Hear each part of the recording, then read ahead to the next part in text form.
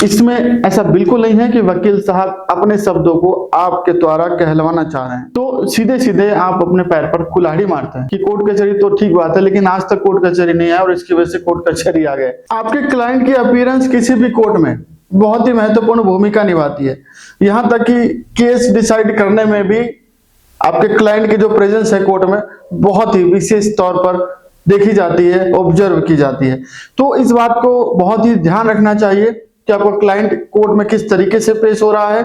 जो बातें उसको कोर्ट में पेश होते वक्त ध्यान में रखनी चाहिए, क्या वो बेसिक बातें ध्यान में रख रहा है कि नहीं रख रहा है, ये एडवोकेट्स की जिम्मेदारी है। इसके अलावा जो क्लाइंट हैं उनको भी इस बात का पता होना चाहिए कि कोर्ट में अपीयर होते वक्त हमें किन विशेष बातों को ध्यान में रखना जरूरी है।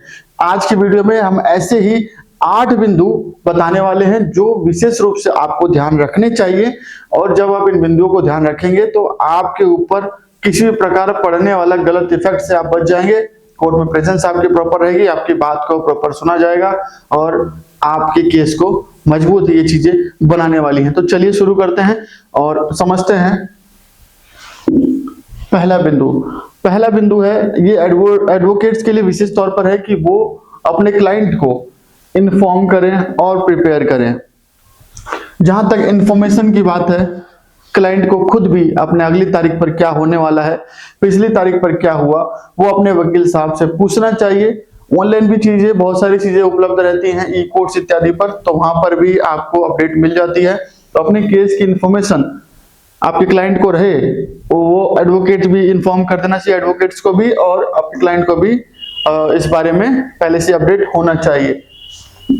इंफॉर्मेशन के साथ में प्रिपरेशन, जो स्टेज पर अगला केस है वो स्टेज के बारे में, जिस स्टेज पर आपका केस है उस स्टेज के बारे में आपके क्लाइंट को पहले से ही बता के रखना चाहिए, उसको प्रिपेयर करना चाहिए यदि उससे कोई सवाल जवाब होने वाले हैं तो।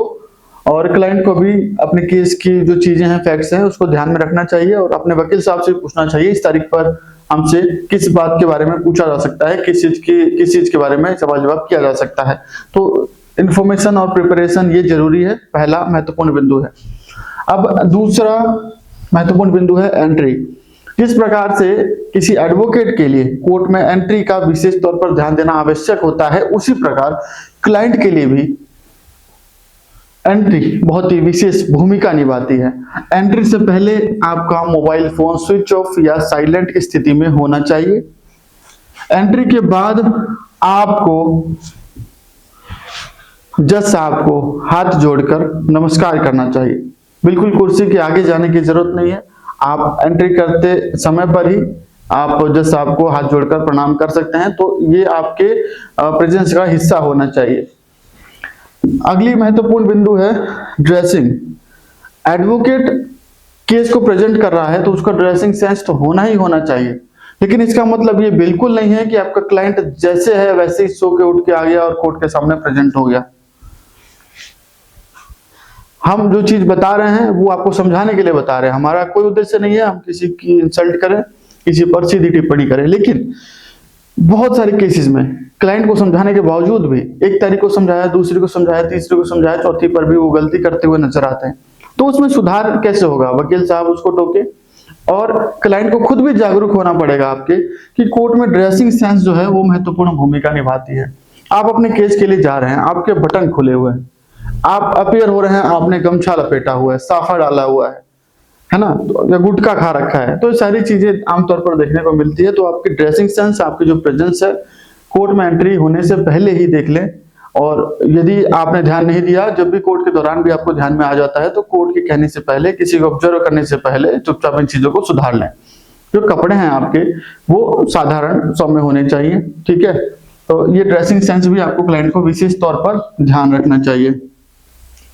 चौथी महत्वपूर्ण पॉइंट ये है कि आपका प्रतिवादी, आपके क्लाइंट का प्रतिवादी कोर्ट में कुछ ऐसी सिचुएशन क्रिएट कर सकता है कि आपका क्लाइंट जो है हाइपर हो जाए और कोर्ट में हाइपर होकर के अपने ही खिलाफ कोई ऐसा एक्ट करने लग जाए जिससे उसका केस बिगड़ जाए।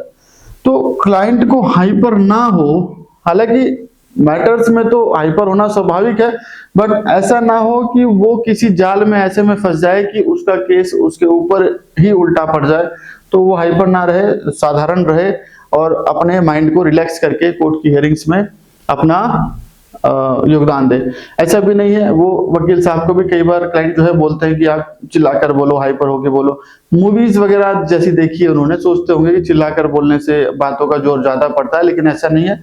कोर्ट्स में पूरा मौका मिलता है अपनी बात रखने का, सभी डॉक्यूमेंट्स ओपन तौर पर रखे जाते हैं, दोनों वकीलों के वो शेयर किए जाते हैं और प्रॉपर ओपन तौर पर काम होता है। तो वहां पर चिल्लाने से नहीं बल्कि फैक्ट्स और सबूतों गवाहों के आधार पर काम होता है।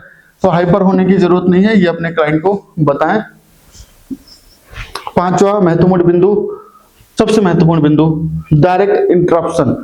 जब आपका वकील कोई आर्गुमेंट कर रहा हो आपके केस की, आपकी दलील दे रहा हो, उस टाइम पर आपके क्लाइंट को कोई बात ध्यान आ जाती है तो पीछे से जो है उसी आर्गुमेंट के बीच में टोकने लगते हैं, जज साहब को बोलने लगते हैं, नहीं जज साहब ऐसे नहीं ऐसे, या वकील साहब ये नहीं ऐसे था।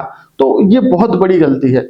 आपके क्लाइंट को ये पता होना चाहिए विशेष तौर पर जब आर्गुमेंट चल रही है तो वकील साहब ने अपनी पूरी तैयारी की है, आर्गुमेंट के दौरान भी आपके फेवर की क्या चीज है वो उसी हिसाब से बातों को पकड़ते हैं, पॉइंट को नोट करते हैं और उसका जवाब देते हैं।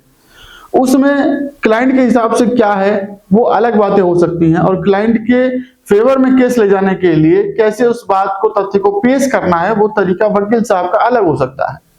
तो क्लाइंट के तरीके से चीजें पेश हो, ऐसा करने के लिए क्लाइंट को जो है बीच में इंटरप्ट नहीं करना चाहिए वकील को आर्गुमेंट के दौरान।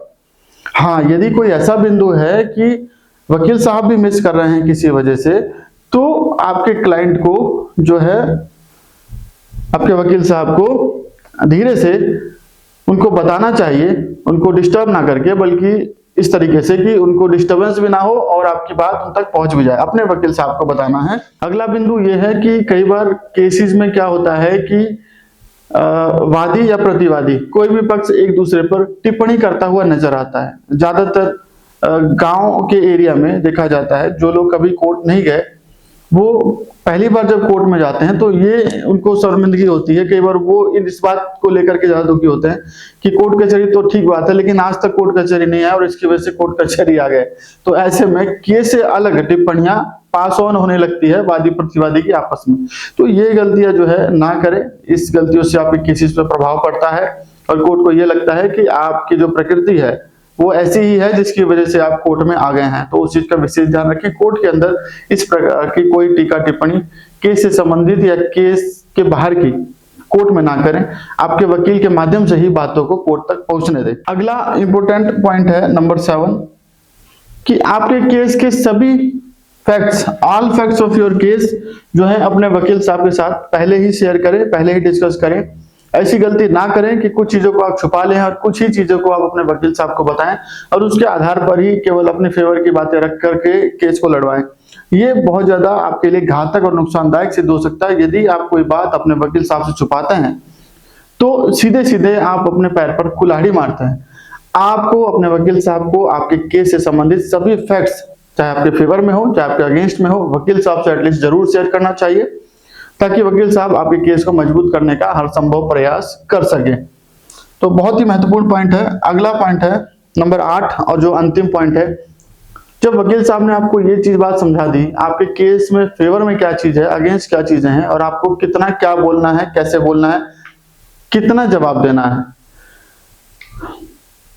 इसमें ऐसा बिल्कुल नहीं है कि वकील साहब अपने शब्दों को आपके द्वारा कहलवाना चाह रहे हैं। इसमें सीधे सीधे ये है कि आपके केसेस को कितना सुलझे हुए तरीके से कोर्ट में प्रेजेंट करना है, वो बातें वकील साहब आपको बताते हैं। आपसे जब सवाल जवाब किए जाते हैं, चाहे कोर्ट के द्वारा, चाहे क्रॉस एग्जामिनेशन में, चाहे एग्जामिनेशन इन चीफ में, आपको कितनी बातें लिखवानी है आपके केस से संबंधित, वो चीज आपको वकील साहब पहले ही डिस्क्राइब कर देते हैं आपके केस को समझने के बाद। तो आपको इसका विशेष ध्यान रखना है। हमें वहां पर बहुत लंबी चौड़ी कहानी नहीं रखनी है, हमें रिलेवेंट फैक्ट्स रखने हैं, रिलेवेंट पॉइंट रखने हैं अपने केस से संबंधित, जो कि आपके वकील साहब द्वारा आपसे आपके केसेस से निचोड़ करके वो बातें फाइल पर लाने का प्रयास किया जाता है। जब आप अपने वकील के माध्यम से पॉइंट टू पॉइंट रहेंगे, अपने केस से जो रिलेवेंट चीजें हैं केवल उसी को ही नोट डाउन कराएंगे, जो आपसे प्रश्न पूछे जाएंगे उसका जो रिलेवेंट आंसर है वही देंगे, तभी आपका केस मजबूत हो पाएगा। तो ये बहुत ही महत्वपूर्ण बिंदु है।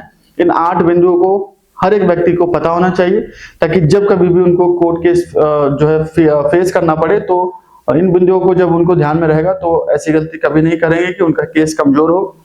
तो बेसिकली ये जो 8 बिंदु हैं ये बहुत ही महत्वपूर्ण है, हर किसी को पता होना चाहिए।